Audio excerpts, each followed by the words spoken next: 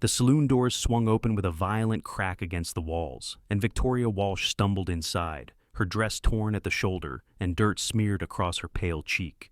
But what made the rowdy patrons of the Silver Dollar fall silent was not her disheveled appearance, but the way her mouth opened without sound, her lips forming desperate words that would never reach anyone's ears. Pendleton, Oregon, in the summer of 1883, was a town built on wheat, cattle, and the kind of rough justice that came from men who believed might made right. The saloon erupted in laughter as Victoria stood trembling in the doorway, her honey-colored hair falling from its pins, her green eyes wide with fear and something else, something that looked like fury trapped behind glass. She tried again to speak, her hands moving frantically as if she could pull the words from her throat by sheer force of will, but nothing came except a small, strangled sound that made the cowboys at the nearest table slap their knees and howl with cruel amusement. "Looks like we got ourselves a broken songbird," one of them called out, a man with a scar running down his jaw and whiskey staining his vest. "What's the matter, girl? Cat got your tongue?" Victoria's face flushed crimson, but she pushed forward, moving through the crowd toward the bar, where the marshal sometimes took his evening drink. Her hands were shaking as she reached into her pocket and pulled out a crumpled piece of paper, trying to show it to anyone who would look. But the men just laughed harder, making exaggerated gestures with their own hands, mocking her silence with grotesque pantomimes. "Maybe she's trying to tell us she's thirsty," another man suggested, and the laughter grew louder, meaner, feeding on itself like a wildfire in dry grass. That was when James Ryder stood up from his table in the corner, unfolding his tall frame with a kind of deliberate slowness that made smart men pay attention. He was not the biggest man in the saloon, nor the loudest, but there was something about him that commanded space, something in the way he carried himself that spoke of hard lessons learned and a will that did not bend easy. His dark hair fell across his forehead, and his blue eyes, sharp as winter ice, fixed on Victoria with an intensity that made the laughter falter and die in patches across the room. He walked toward her, his boots making solid, even sounds on the wooden floor, and when he reached her, he did not try to make her speak or laugh at her silence. Instead, he looked at her, really looked at her, his gaze moving from her frightened eyes to the paper clutched in her trembling hand, to the bruise beginning to form on her wrist where someone had grabbed her too hard. "You are running from something," he said quietly, and it was not a question. Victoria's eyes widened, and she nodded so hard that more of her hair came loose. James reached out slowly, telegraphing his movement so she would not be afraid, and took the paper from her hand. He unfolded it carefully, his jaw tightening as he read the words scrawled there in hurried, desperate handwriting. "The Murphy brothers have taken my ranch. They killed my father 2 months ago, and now they say I must marry Silas Murphy, or they will burn everything. Please help. I cannot speak, but I can write. They are coming for me tonight." James folded the paper and looked at Victoria again, and this time his expression had changed, hardened into something that looked like steel wrapped in determination. "I hear what you cannot say," he told her, and his voice carried across the now quiet saloon. "And I am going to help you." The man with the scar stood up, swaying slightly. "Now hold on there, Ryder. The Murphy brothers run half this county. You do not want to go sticking your nose in their business." James did not even look at him. "Then I suggest you stay out of my way." He turned back to Victoria and spoke in that same quiet, steady voice that somehow made her feel less like she was drowning. "Can you ride?" She nodded again, and he saw the gratitude flooding her eyes, saw the way she pressed one hand to her chest as if trying to hold something inside that wanted to break free. He understood then that her silence was not just an absence of sound, but a prison, and that she had been trapped in it for longer than just today. "Come on," he said, and when he offered his arm, she took it without hesitation, her fingers gripping the rough fabric of his shirt like it was a lifeline. They moved toward the door together, and the crowd parted for them, some faces showing shame now, others just confusion, but no one tried to stop them. James Ryder was known in Pendleton as a fair man, but not a soft one. A cowboy who had made his reputation breaking horses and building his own small spread through hard work and harder winters. And there was something about him now that suggested trying to interfere would be a very poor idea. Outside, the summer evening was still warm, the sun painting the dusty street in shades of gold and amber. Victoria's horse, a small mare with a white blaze, was tied at the rail, and James's own mount, a big bay gelding named Smoke, stood next to it. He helped Victoria into her saddle, noting the way she moved, the practiced ease of someone who had grown up on horseback, and then swung onto Smoke with fluid grace. "Where is your ranch?" he asked, and Victoria pulled a small notebook from her pocket, the kind ladies sometimes carried for shopping lists, and wrote quickly. She showed him the words, 10 miles south, near the Umatilla River bend. James nodded. "The old Walsh place. I know it. Good land." He looked at her seriously.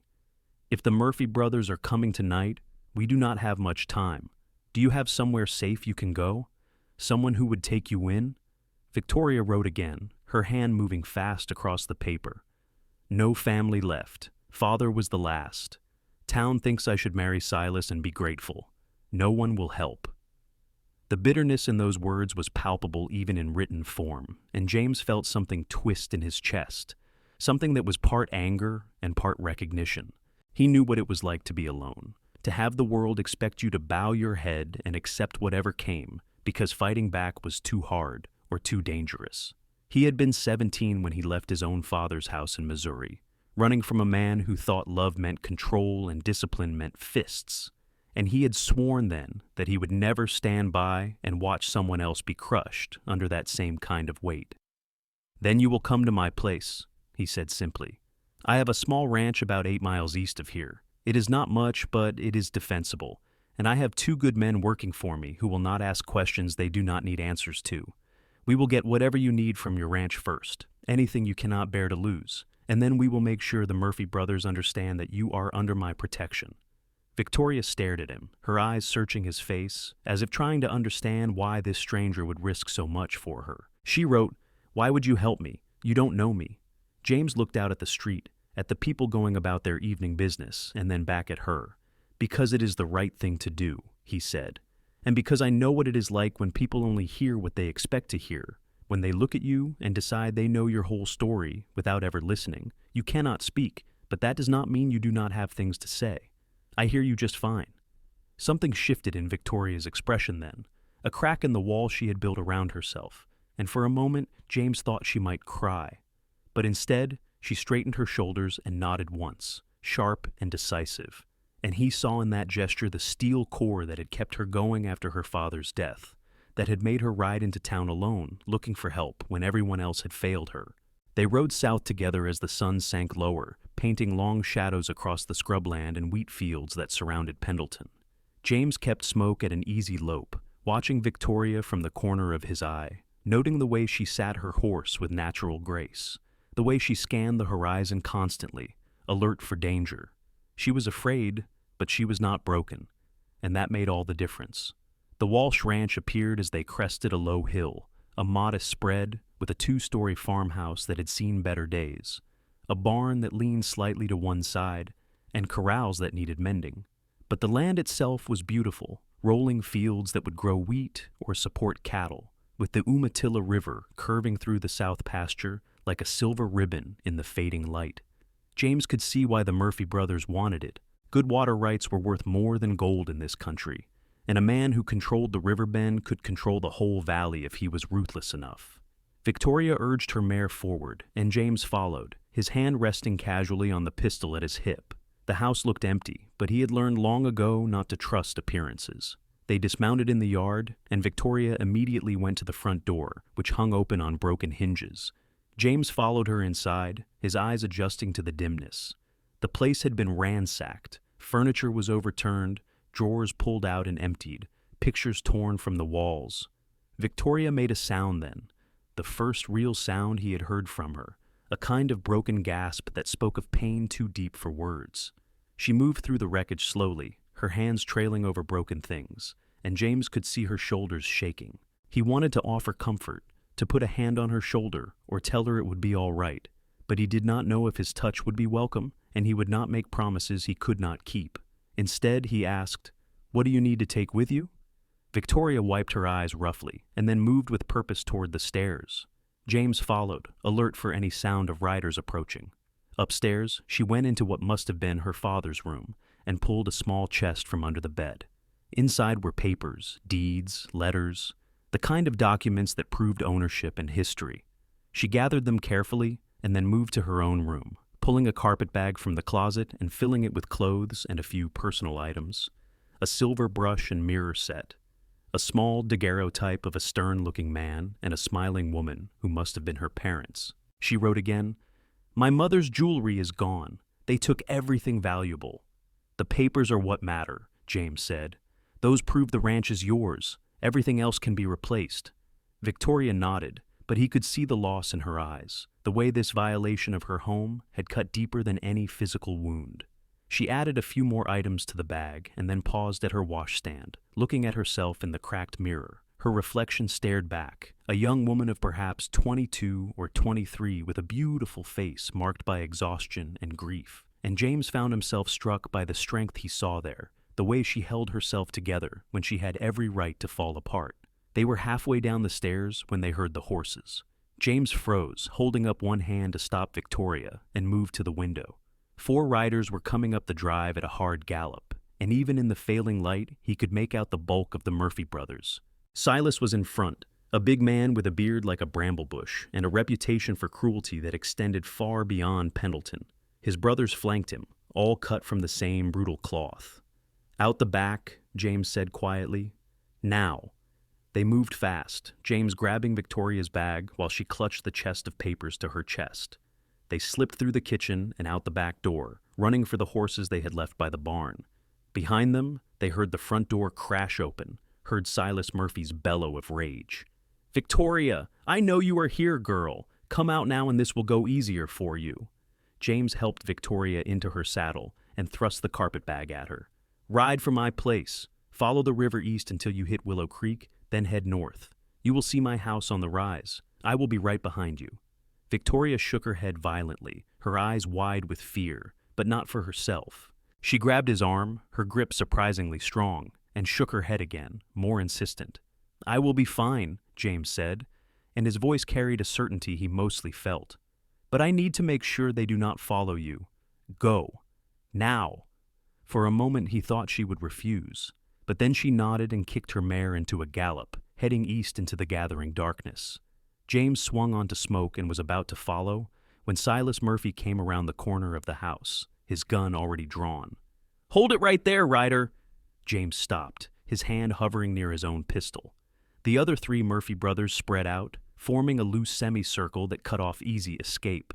Silas walked closer, his face red with anger and something uglier. "That is my wife you are helping steal away," he said, his voice thick with menace. "Or she will be my wife once I drag her to the preacher. Her daddy owed us money, and the ranch's payment. She comes with it." "That is not how the law works," James said evenly. "And you know it. You killed her father, and now you are trying to force her into marriage to steal her land. I have seen your kind before, Murphy. You are nothing but a thief with a gun." Silas's face darkened further. "You are making a big mistake, Cowboy. We run this valley. You go against us, you will find yourself buried in it." "Then I guess we have a problem," James said, and his voice was calm, almost conversational, but his body was coiled tight, ready to move. "Because that girl is under my protection now, and I do not care how many brothers you have or how much of this valley you think you own. You come near her again, and I will put you down like the rabid dog you are." The night seemed to hold its breath. Somewhere an owl called, a long, lonely sound that echoed across the empty fields. The Murphy brothers all had their hands on their guns now, and James knew that 4 against 1 were bad odds no matter how fast he was. But sometimes, he had learned, you could not back down, because backing down meant losing everything that mattered, and he had not ridden into this to walk away when it got hard. It was the youngest Murphy brother, a kid named Eli, who could not have been more than 19, who broke first. His gun was halfway out of his holster when James moved, drawing and firing in one smooth motion that was more instinct than thought. The bullet took Eli in the shoulder and spun him around, and then James was wheeling Smoke, using the big horse as a shield, as the other brothers opened fire. He felt a bullet tug at his sleeve, another kick up dust near Smoke's hooves, and then he was riding hard, bent low over the gelding's neck, trusting the horse's speed and sure-footedness in the dark. Behind him, he heard Silas screaming orders, heard the pounding of hooves as they gave chase, but Smoke was fresh and fast, and James knew this country better than he knew his own face in the mirror. He led them east, away from the direction Victoria had gone, trusting she had enough of a head start. The river was a silver thread to his right, and he followed it for a mile before cutting sharply north, sending smoke plunging up a rocky slope that would slow the heavier horses behind him. He heard one of the Murphy brothers cursing as his mount stumbled, and he used the moment to gain more distance, pushing Smoke harder than he liked, but knowing that stopping meant dying. The chase went on for what felt like hours, but was probably closer to 30 minutes. James used every trick he knew, doubling back, riding through streams to hide his tracks, cutting through thick stands of pine that grew on the higher ground. Finally, he heard the sounds of pursuit fade, heard Silas Murphy's voice calling his brothers back, and he allowed Smoke to slow to a walk, patting the gelding's sweaty neck in gratitude. "Good boy," he murmured. "You just saved both our lives." He took a longer route back to his own ranch, making sure he was not followed, and by the time he saw the lights of his house glowing warm in the distance, the moon was high and his whole body ached with tension and fatigue. His foreman, a grizzled old cowboy named Pete who had been riding the range since before James was born, met him in the yard with a rifle in his hands and relief on his weathered face. "Thought we might have trouble," Pete said, lowering the rifle. "That girl showed up about an hour ago, scared half to death and writing notes like her life depended on it. Which I guess it does, from what she said about the Murphys." "Where is she?" James asked, dismounting stiffly. "In the house. Maria has her in the kitchen, feeding her."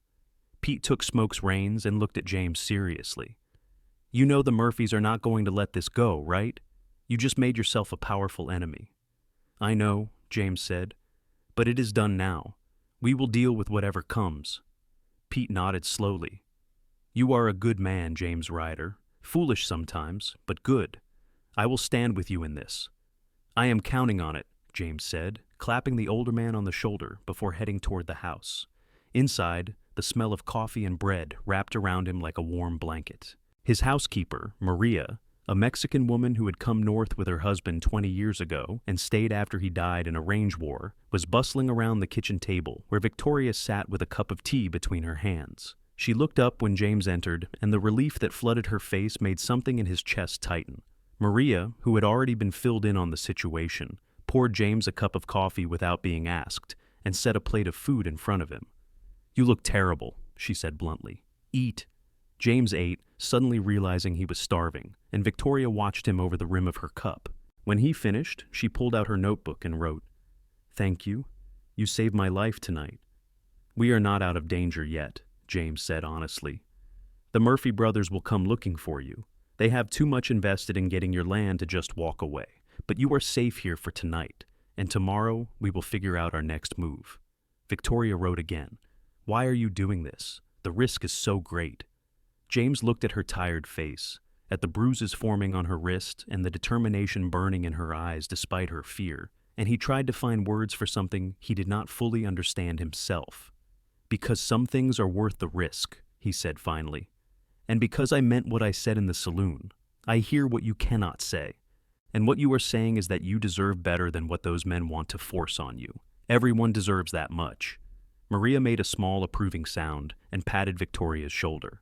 "You will stay in the guest room upstairs. It is small but clean, and you will be safe here. James is a good man, even if he is sometimes too stubborn for his own good." Victoria smiled then, the first real smile James had seen from her, and it transformed her face from merely pretty to genuinely beautiful. She wrote, "Thank you both. I don't know how I will ever repay this kindness." "You do not have to repay anything," James said. "Just get some rest. Tomorrow we have work to do." Maria showed Victoria upstairs, and James sat alone at the kitchen table, drinking his coffee and thinking about the trouble he had just brought down on his own head. The Murphy brothers controlled most of the rangeland south of Pendleton, and they had the kind of money and influence that could make life very difficult for a small rancher trying to build something out of nothing. But he had meant what he said. Some things were worth fighting for, and a person's right to live free of fear was at the top of that list. Pete came in a few minutes later, having settled Smoke in the barn. "Posted Tom at the South Ridge with orders to fire 2 shots if he sees riders coming. We should have enough warning to ford up if they come tonight." "They will not come tonight," James said. "Silas is not stupid. He will wait until he can bring enough men to be sure of the outcome.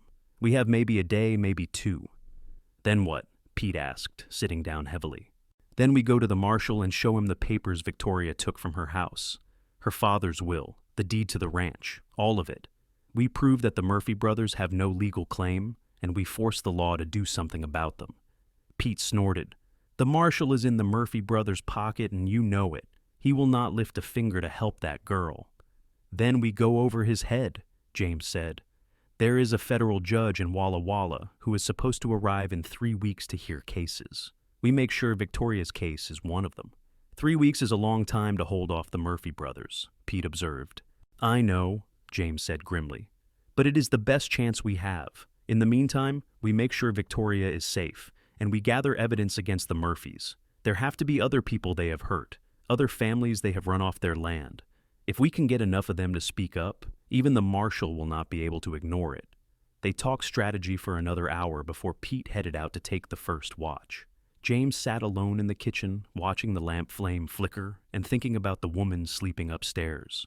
He had acted on instinct tonight, stepping in when he saw someone in trouble, but now he realized that there was more to it than simple decency.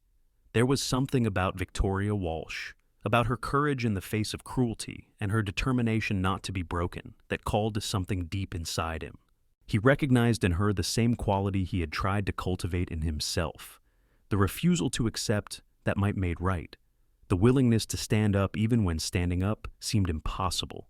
He went to bed eventually, but sleep came hard and was full of dark dreams about gunfire and running horses and a woman's silent scream. The next morning dawned bright and clear, the kind of perfect summer day that made the hard winters seem worthwhile.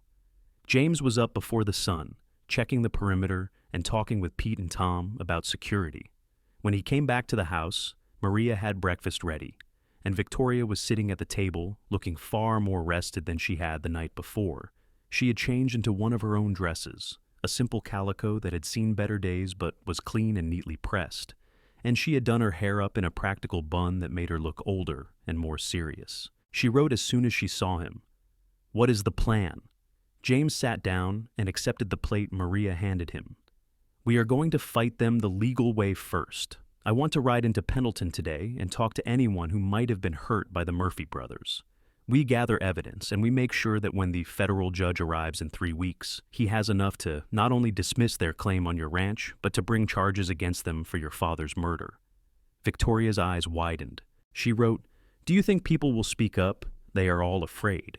"Fear is powerful," James agreed, "but so is anger, and so is justice. If we can show people that it is possible to stand up to the Murphys, that they do not have to live under that boot forever, some of them will find their courage. Not everyone, maybe not even most, but enough." Victoria thought about that for a moment, then wrote, "I will come with you." "That is not safe," James said immediately. "The Murphy brothers will be looking for you." "Then let them look," Victoria wrote, and her hand was steady on the paper. "This is my fight, my father's death to avenge. I will not hide while you take all the risk."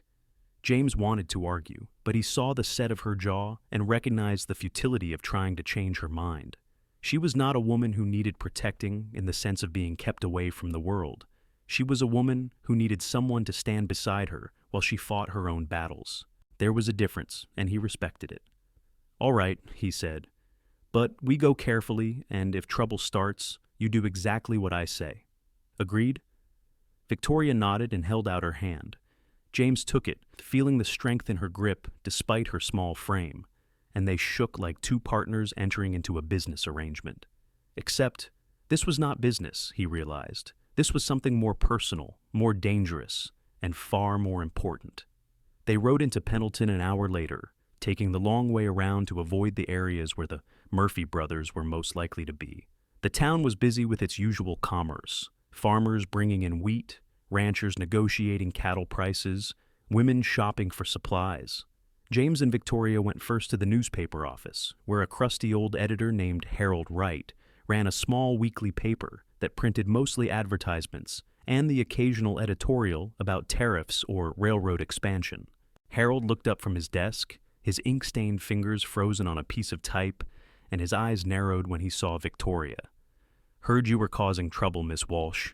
Word is Silas Murphy is mighty angry about you running off last night." "Word travels fast," James observed, leaning against the doorframe with deliberate casualness. It is a small town, Ryder. Everyone knows everyone's business. Harold set down the type and leaned back in his chair. So, what brings you here? I assume it is not to place an advertisement. Victoria pulled out her notebook and wrote quickly, then showed it to Harold.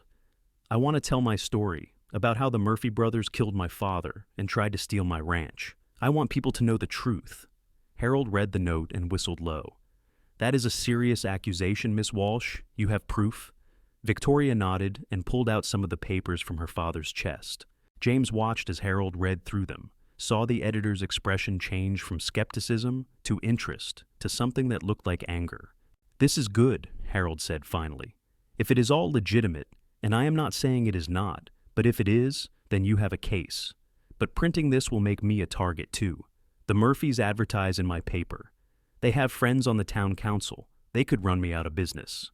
Or you could do the job you got into journalism to do, James said quietly. Tell the truth and let people decide for themselves what is right. Harold looked at him for a long moment, then at Victoria's determined face, and something shifted in his expression. I got into this business because I believed in the power of the printed word, he said slowly. Believed that sunlight was the best disinfectant, that if people just knew the truth, they would do the right thing. Maybe I have gotten too comfortable, too willing to look the other way. Maybe it is time I remembered why I started this in the first place. He stood up and held out his hand to Victoria. I will print your story. Miss Walsh, front page, next week's edition. Give me all the details you can, and I will make sure everyone in this county knows what happened. Victoria's face lit up, and she shook his hand vigorously before starting to write out her account. James left her there, knowing Harold would protect her while she worked, and went out into the street to continue his own investigation. Over the next several hours, he talked to more than a dozen people who had stories about the Murphy brothers. A widow whose husband had died in what was ruled an accident, but who swore it was murder because he would not sell his water rights. A farmer who had been beaten nearly to death for protesting when the Murphys' cattle destroyed his wheat crop. A young woman who would not meet James's eyes when she talked about Silas Murphy, but whose bruises told their own story. Each person was afraid, but each one also carried a burden of anger and grief that had been festering for years, waiting for someone to give them permission to speak. By the time the sun was starting to sink toward the western hills, James had collected enough testimonies to fill several pages, and Harold had finished taking down Victoria's story. They met back at the newspaper office, and Harold looked at the stack of papers with something like grim satisfaction. This is going to start a war, he said bluntly. You know that, right? The war started a long time ago, James replied. We are just finally fighting back. They rode back to James's ranch as the evening air cooled, and this time Victoria seemed less tense, less like she was waiting for the world to crash down on her head. She had written her truth, and it was going to be published, and that meant something. It meant she was no longer alone in this fight.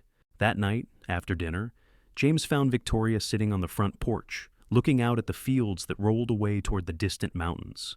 He sat down beside her, maintaining a respectful distance, and for a while, they just existed in comfortable silence.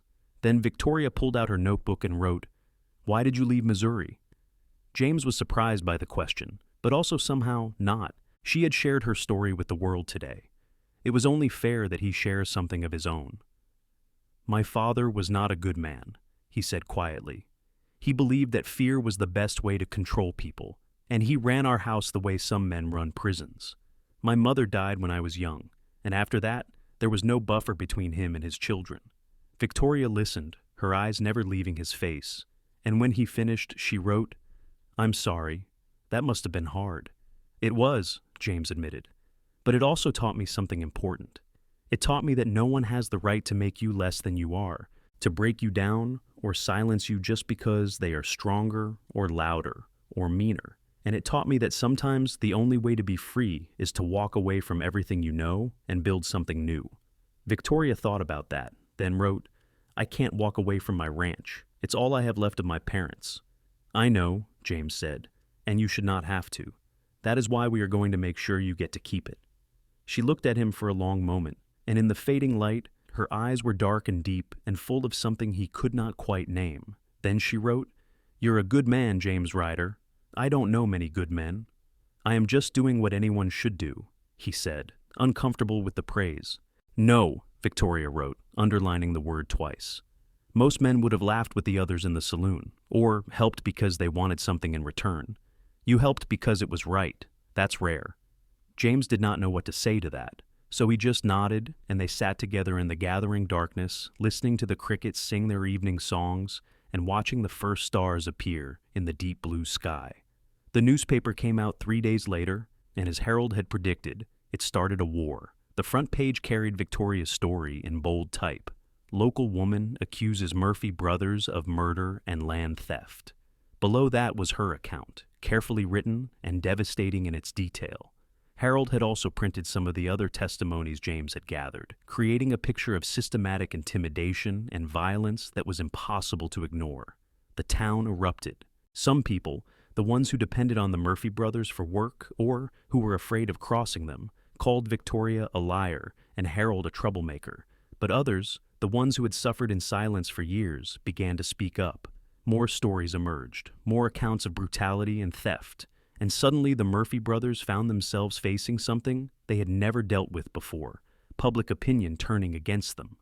The marshal, true to Pete's prediction, tried to ignore the whole thing, but when a delegation of townspeople showed up at his office demanding action, he was forced to at least make a show of investigating. He rode out to the Murphy ranch with his deputy, and while no arrests were made, it was clear that the brothers could no longer act with complete impunity.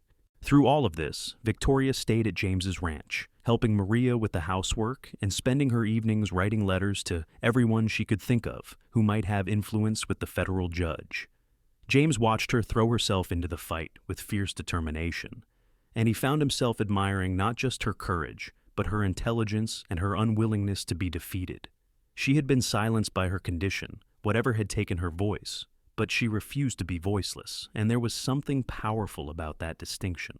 They spent more time together as the days passed, working side by side on ranch chores, riding out to check fences and move cattle. Victoria proved to be an excellent horsewoman and a hard worker, and she had a gift for working with animals that James respected.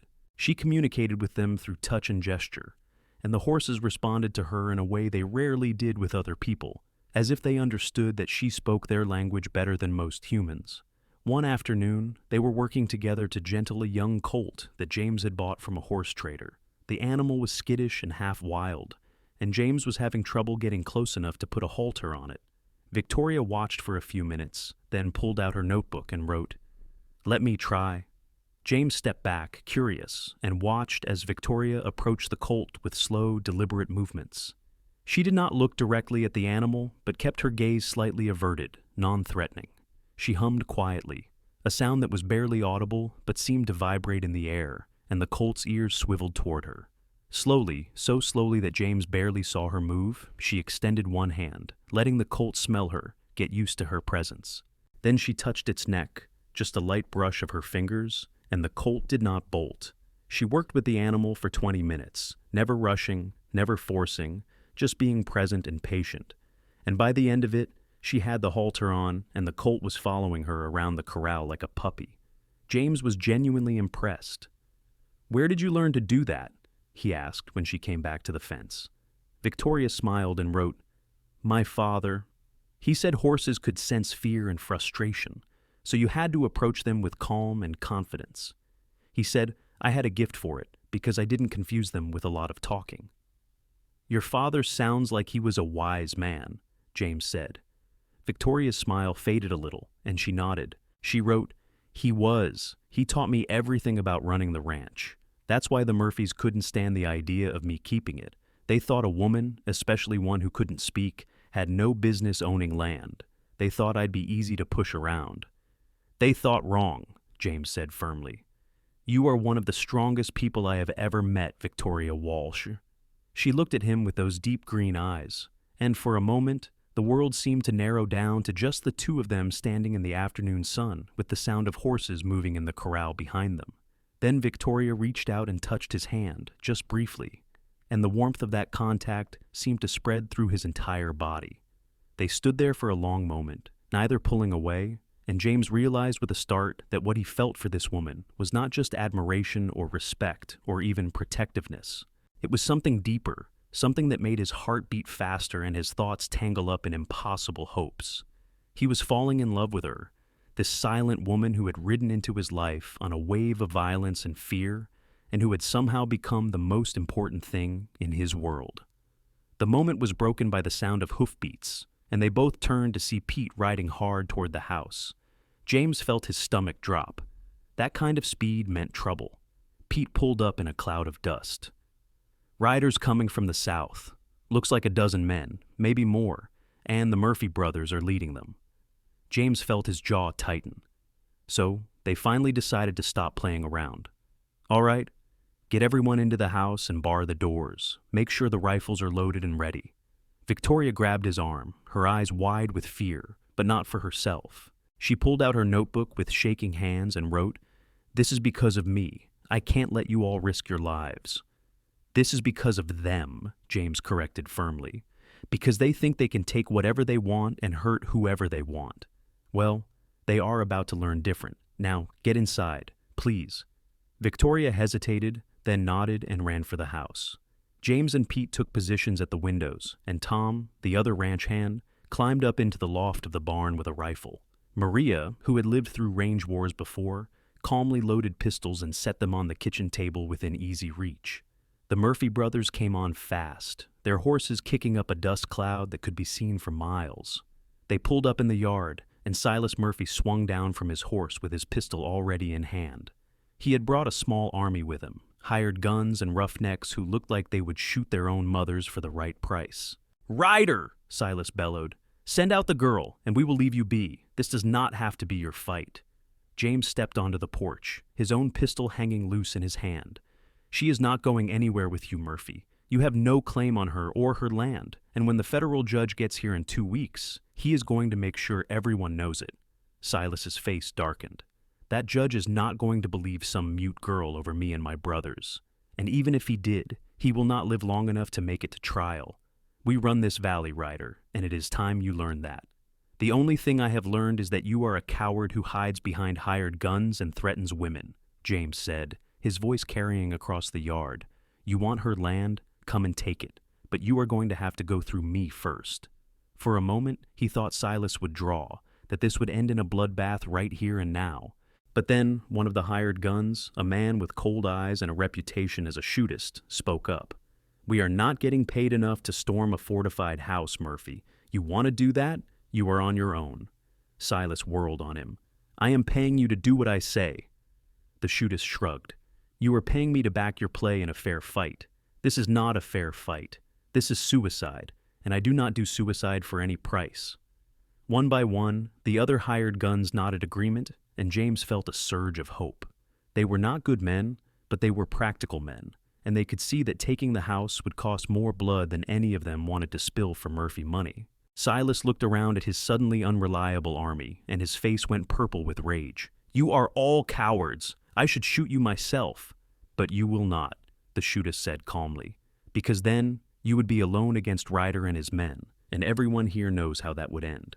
So here is what is going to happen. We are going to turn around and ride back to town, and you are going to figure out a better way to get what you want, one that does not involve getting us all killed." Silas looked like he wanted to argue, but even he could see that he had lost control of the situation.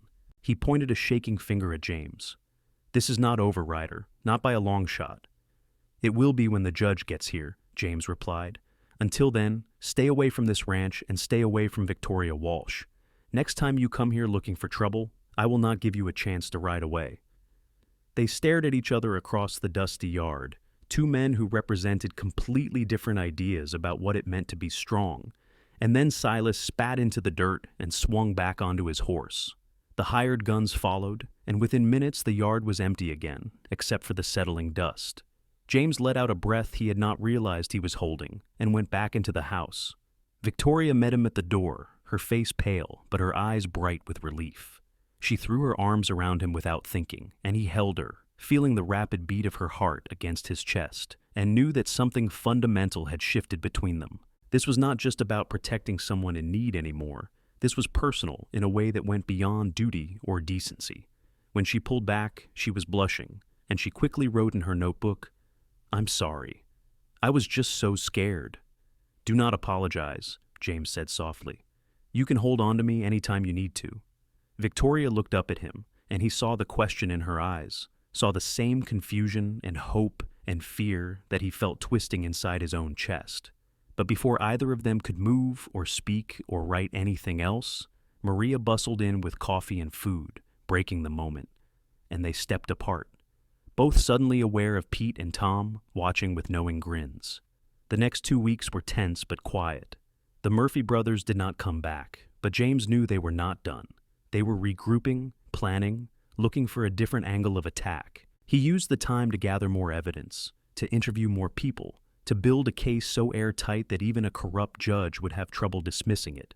And he spent time with Victoria, long hours riding the range together, working with the horses, sitting on the porch in the evenings and talking through her notebook. He learned about her childhood, about her mother, who had died of fever when Victoria was 12, about the accident when she was 15 that had damaged her throat and taken her voice. She had been thrown from a horse, she wrote, and had landed badly, her neck striking a fence post.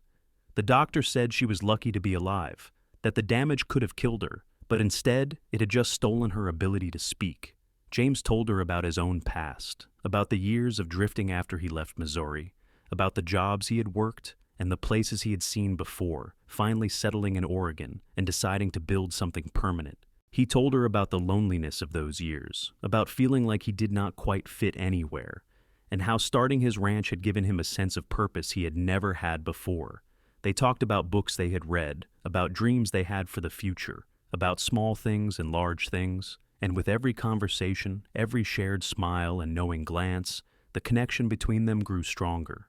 James found himself thinking about her at odd moments, found himself looking for excuses to be near her, and he was pretty sure she felt the same way. But neither of them said anything, or in her case, wrote anything, because the threat of the Murphy brothers still hung over them like a storm cloud, and it seemed wrong to think about a future when the present was so uncertain. The federal judge, a stern man named Thaddeus Blackwell, arrived in Pendleton on a Tuesday morning, and by Tuesday afternoon, the town hall was packed with people waiting for the hearing. James and Victoria sat at the front, with Harold right beside them, and a lawyer from Walla Walla that Harold had convinced to take the case. The Murphy brothers sat on the other side of the room, looking confident and dangerous, with their own expensive lawyer from Portland. Judge Blackwell was not a man to be bought or intimidated. He had a reputation for fairness and for not tolerating nonsense. And as the hearing progressed, it became clear that the Murphy brothers had badly underestimated him. He listened to Victoria's testimony, read through her written account with careful attention, and then examined the documents she had brought from her father's house. He heard from other witnesses who testified to the Murphy brothers' violence and intimidation, and he looked at the evidence Harold had printed in his newspaper.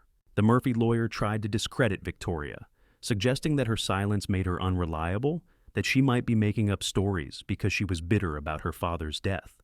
But Judge Blackwell shut him down with a cold look.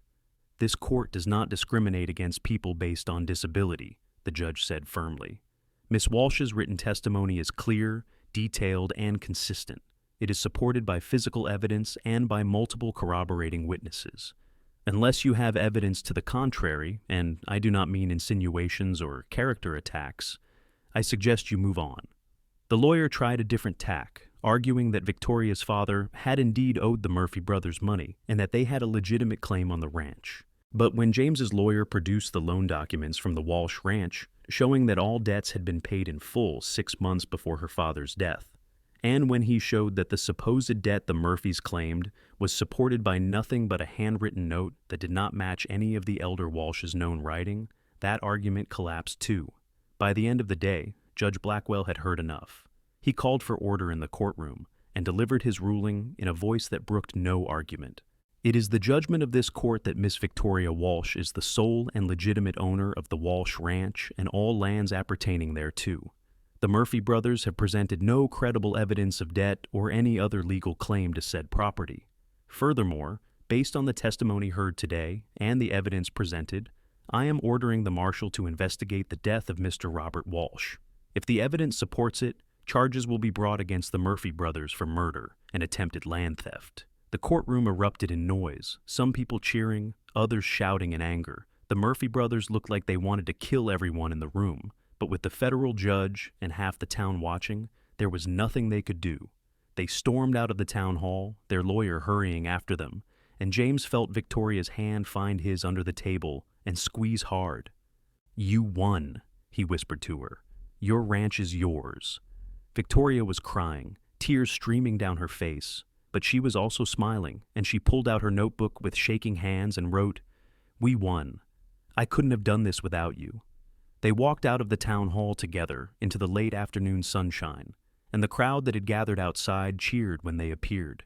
Victoria was surrounded by people congratulating her, thanking her for standing up to the Murphy brothers, telling her she had done what they had been too afraid to do. James watched from a few feet away, his heart full of pride and something else, something that felt dangerously close to love. That night, there was a celebration at the Silver Dollar, the same saloon where this had all started 3 weeks ago.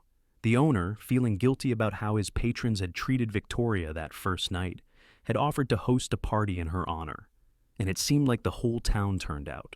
People bought Victoria drinks she could not drink fast enough, shook her hand until James thought her arm might fall off, and told her she was a hero. James stood at the bar, nursing a whiskey and watching Victoria laugh silently in the middle of a crowd of well-wishers, and Harold Wright sidled up next to him with a knowing look. "You are in love with her," Harold said bluntly. James did not deny it. "Is it that obvious?" "Only to anyone with eyes," Harold said. "And she is in love with you too, in case you are too thick-headed to notice." "I noticed," James said quietly, "but I do not know what to do about it. She has her ranch back, her life back. She does not need me anymore." "That is the dumbest thing I have ever heard you say," Harold replied. "And I have heard you say some pretty dumb things. She does not need you to save her, Ryder. She never did.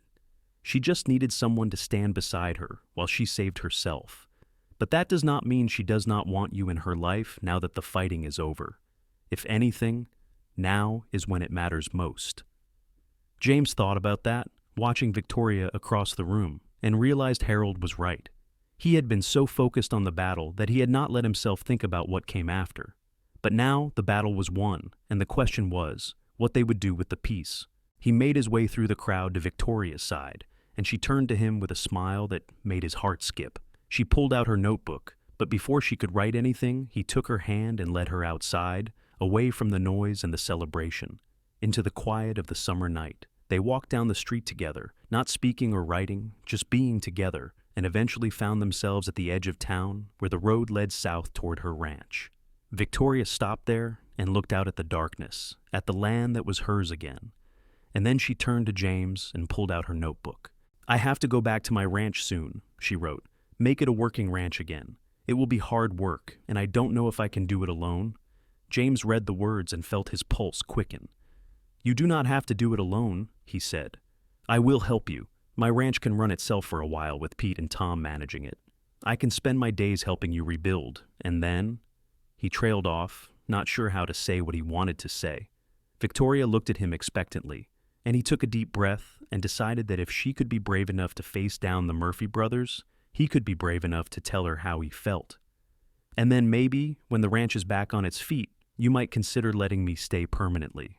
Not as a hired hand or a neighbor, but as your partner, in the ranch and in life, if you would have me."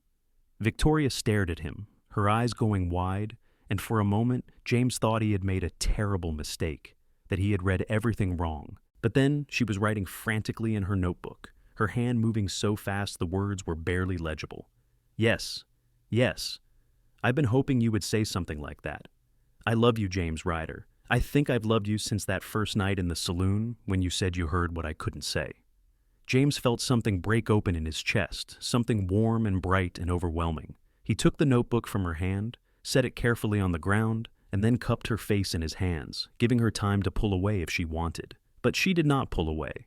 Instead, she leaned into him, and when he kissed her, it felt like the most natural thing in the world, like this was what they had been moving toward from the very beginning.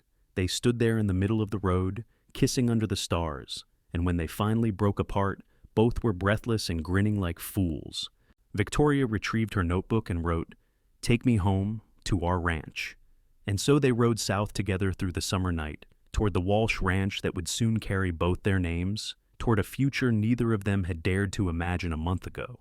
When they arrived, the house was still dark and damaged from the Murphy brothers' ransacking, but standing in the moonlight with James's hand in hers, Victoria could see past the destruction to what it could be again, what they would make it together. The next few months were a blur of hard work and harder decisions. James moved his operation to Victoria's ranch, combining their herds and their resources. They repaired the house, fixed the barn, mended the fences, and cleared the fields. Pete and Tom came too, along with Maria, who declared that she was not going to let them live like savages without someone to cook proper meals. They worked from sunup to sundown, and at night they sat together on the porch and planned their future. Victoria wrote about her ideas for the ranch, about breeding horses and growing wheat, and James listened and added his own thoughts, and together they built something stronger than either could have managed alone. The Murphy brothers did not disappear, but they were significantly weakened. The marshal, under pressure from Judge Blackwell and the townspeople, had arrested Silas for questioning in Robert Walsh's death. And while he eventually got out on bail, the arrest had shaken the family's hold on the region. Other ranchers who had been intimidated for years began to stand up for themselves, and slowly, the Murphy empire began to crumble. In September, with the harvest coming in and the first cold edge to the morning air, James asked Victoria to marry him properly, with a ring he had bought from the jeweler in Pendleton, and words he had practiced 100 times. She said yes by writing it in huge letters across an entire page of her notebook, and then she kissed him so thoroughly that he forgot every word he had planned to say. They were married in October, in a small ceremony at the church in Pendleton, with Harold Wright standing as James's best man and Maria serving as Victoria's matron of honor. The whole town turned out.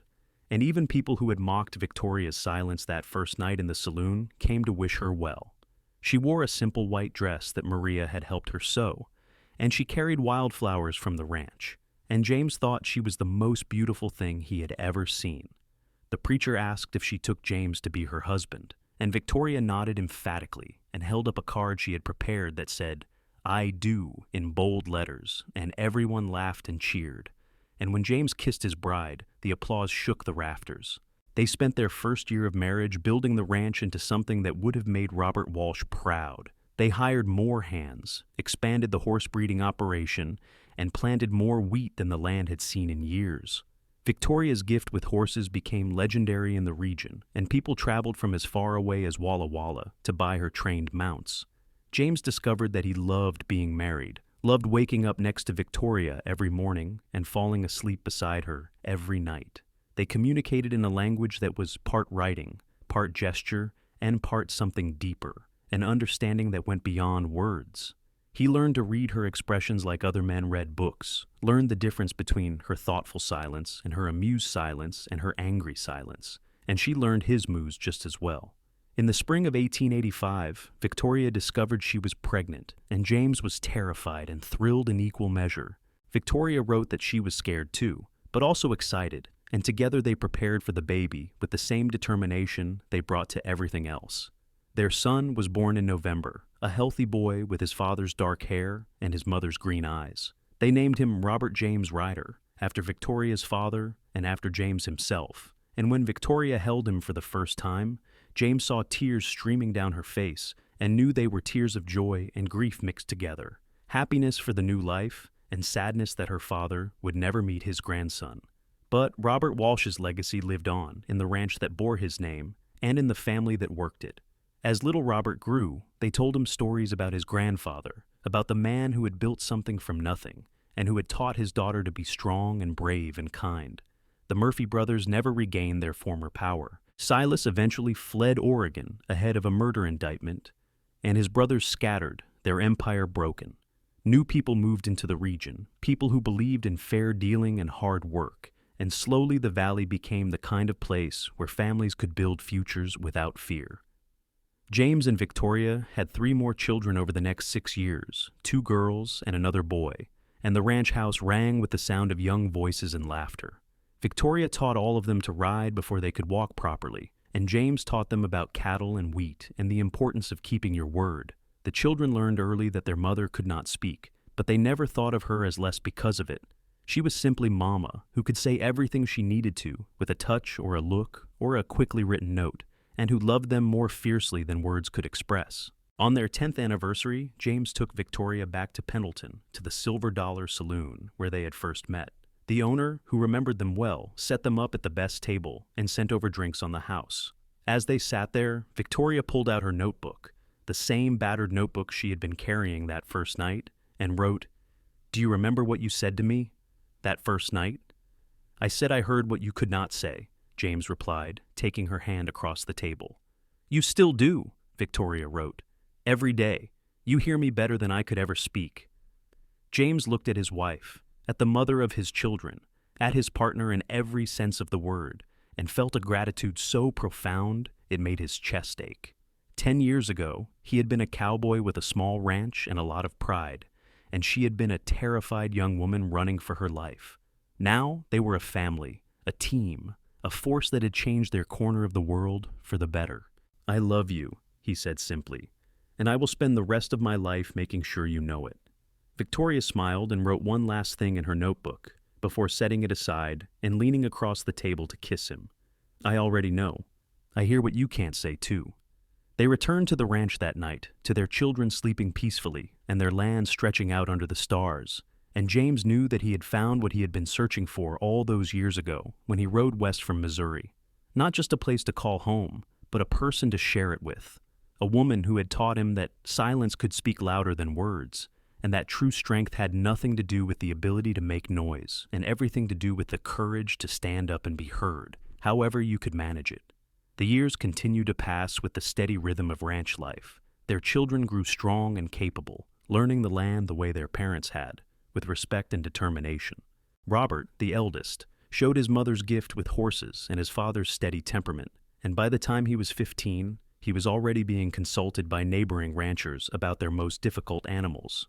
The girls, Emma and Sarah, were both skilled riders and sharp-minded, and they ran the household accounts and managed the wheat sales with an efficiency that made even Maria grudgingly admit they might not need her supervision forever. The youngest, Thomas, was only 7, but already showing signs of the same quiet strength that had brought his parents together. James watched his family grow and thrive, and sometimes he still could not quite believe how his life had turned out. He thought often about that night in the saloon, about the moment when he had looked at a frightened woman being mocked by cruel men and had decided to stand up. It had been instinct then, a simple choice between right and wrong, but it had led to everything he now treasured. Victoria aged gracefully, her hair showing threads of silver by the time she reached 35, laugh lines forming around her eyes from years of silent laughter. She still kept notebooks everywhere, in every room of the house and in her saddlebags when she rode, and James had learned to read her handwriting as easily as if she were speaking aloud. But more often now, they did not need words or writing at all. They had learned each other so thoroughly that a glance or a touch was enough to convey whole conversations. The ranch prospered beyond their early dreams. The Ryder Walsh brand became known throughout Oregon and into Washington Territory for quality horses and cattle. They employed a dozen hands during the busy seasons, and James made sure to pay fair wages and treat his workers with respect, remembering what it had been like to be young and alone and needing someone to give him a chance. Harold Wright, who had become a close friend over the years, still ran his newspaper, though he was graying now and talking about finding someone to take over so he could retire. He visited the ranch often, bringing news from town and from the wider world, and he never let an anniversary pass without printing something about the woman who had stood up to the Murphy brothers and changed Pendleton forever. Pete and Maria had both passed on by the time James and Victoria reached their 20th anniversary, going peacefully in their sleep within months of each other, as if neither could bear to be without the other for long. They were buried on the ranch, in a plot overlooking the river, and James made sure their graves were always tended with flowers from Victoria's garden. On a warm summer evening in 1895, James and Victoria sat on the porch they had rebuilt together so many years ago, watching the sun set over land that had been worth fighting for. Their children were grown now, Robert married with a baby daughter of his own, the girls courting respectable young men from neighboring ranches, and Thomas still underfoot but growing taller every day. Victoria pulled out her notebook, as she still did most evenings, and wrote, "Do you ever think about how different things could have been if you hadn't been in that saloon that night?" James considered the question seriously. "I think about it sometimes," he admitted, "but I do not believe it would have changed anything fundamental. You would have found a way to fight back, with or without me. You are not someone who gives up." Victoria smiled and wrote, "Maybe, but it would have been much harder alone. You gave me something I needed more than protection. You gave me someone who believed in me." "You gave me the same thing," James said softly. "Before I met you, I was just existing, building a ranch because that was what you did, proving I could make something of myself, but I did not have a reason beyond that. You gave me purpose. You gave me a family. You gave me a life worth living." They sat in comfortable silence for a while, watching the stars emerge one by one in the darkening sky. From inside the house came the sound of Thomas practicing his reading aloud, stumbling over the longer words but determined to master them. The smell of bread baking drifted from the kitchen, where Emma was teaching her younger brother to cook, insisting that a man should know how to feed himself properly. Victoria wrote one more thing and showed it to James. "Thank you for hearing me. Always." James took her hand, feeling the calluses from years of hard work, the strength in her fingers, the warmth of her touch. "Thank you for letting me," he replied. "I love you, Victoria Ryder, more than I have words to say." She leaned her head on his shoulder, and they sat together as the night deepened around them, two people who had found each other against all odds and had built something beautiful from the ashes of tragedy. The ranch stretched out before them in the darkness, alive with the sounds of cattle settling for the night and horses moving in the corrals, and somewhere in the distance a coyote called to the rising moon. This was their kingdom, hard-won and carefully tended. And as James sat with his wife beside him and his family, safe under his roof, he knew that he had everything a man could want. Not because life had been easy, it had been anything but because they had faced the hard things together and had refused to let the world break them down. Victoria had taught him that silence did not mean weakness, that being unable to speak did not mean being unable to fight, and that sometimes the most important things could not be said with words at all. And he had taught her that she deserved to be heard, that her silence was not something to be mocked, but something to be respected, and that there were people in the world who would stand beside her no matter what. Together, they had built a legacy that would outlast them both, a ranch that would pass to their children and their children's children, a story that would be told in Pendleton for generations about the woman who could not speak and the cowboy who heard her anyway. As the moon rose higher and the night settled in around them, James thought about all the moments that had led to this one, all the choices and chances and small acts of courage that had woven together to create this life. And he was grateful for every single one, even the hard ones, because they had brought him here, to this porch, with this woman in this moment of perfect peace. Victoria shifted beside him and pulled out her notebook one more time. By the light of the lamp burning in the window, she wrote simply, "Happy." James read the word and smiled, pulling her closer. "Happier than I ever thought possible," he said. "You?" She nodded emphatically and wrote, "More than words could ever express, which is good, because I don't have words. I just have this, and this is enough." "This is more than enough," James agreed. "This is everything." And it was. As they sat together under the Oregon stars, surrounded by the land they had fought for and the family they had built, James Ryder and Victoria Walsh. Ryder knew that they had found what most people spent their whole lives searching for, a love that transcended words, a partnership built on respect and trust, and a home that was truly theirs in every sense that mattered. The story that had begun with mockery in a saloon had become a love story for the ages, proof that sometimes the most important thing you can do is listen with your heart instead of your ears, and that the person who seems most vulnerable might actually be the strongest one in the room. Victoria had never gotten her voice back, but she had never needed it. She had found something better, someone who heard her anyway, who understood that communication went deeper than sound, and who loved her not, despite her silence, but with full acceptance of everything she was. And James had found his purpose, not just in the ranch or in the family, but in being the kind of man who stood up when it mattered, who fought for what was right, even when it was dangerous, and who understood that real strength was not about being the loudest or the toughest, but about knowing when to listen and when to act. Their children would tell their grandchildren about them, about the grandmother who could not speak, but who could say everything with her eyes, and about the grandfather who had loved her enough to hear what no one else could. And those grandchildren would grow up knowing that love came in many forms, that family was what you built rather than what you were born into, and that sometimes the best stories were the ones that started with someone saying, "I hear what you cannot say." As the night grew late and the house grew quiet, James and Victoria finally went inside, climbing the stairs to the bedroom they had shared for more than 20 years. Victoria hung her notebook on its peg by the door, and James locked up the house, and they prepared for sleep with the easy familiarity of people who knew each other inside and out. Before they blew out the lamp, Victoria took James's hand and pressed it to her heart, and he felt the steady beat there, strong and sure, and he knew exactly what she was saying without any words at all. He pressed his own hand to her cheek, looking into her eyes in the lamplight, and conveyed everything he felt in that single touch. Then they settled into bed, Victoria curled against James's side the way she had slept for 2 decades, and they drifted off together into dreams of tomorrow and all the tomorrows that would follow, secure in the knowledge that, whatever came, they would face it the way they had faced everything else, together, unafraid, and with a love that had been tested by fire and had emerged stronger for it. The ranch slept around them, the animals settled in their stalls, the wheat growing quietly in the fields, the river running its eternal course through land that had seen struggle and triumph and everything in between.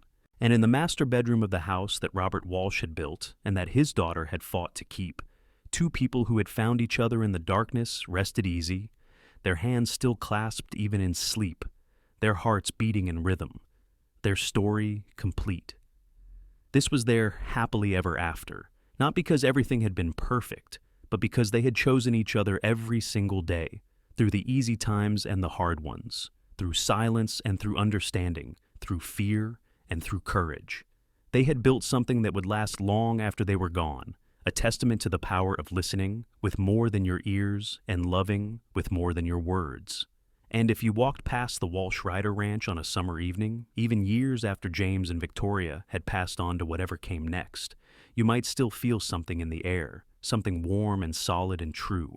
You might hear the echo of a silent laugh, see the shadow of 2 people sitting close on a porch, sense the presence of a love so strong that it had seeped into the very earth and would remain there as long as the river ran and the wheat grew and the stars wheeled overhead in their eternal dance. Because some stories do not end when the people in them die. Some stories live on, passed from generation to generation, changing and growing, but never losing their essential truth. And the story of the woman who could not speak and the cowboy who heard her anyway was one of those stories, a reminder that the most important things in life often have nothing to do with words, and that sometimes the greatest act of love is simply to listen with your whole heart and accept what you hear. This was their legacy, and it was a good one, built on respect and courage and a love that refused to be silenced.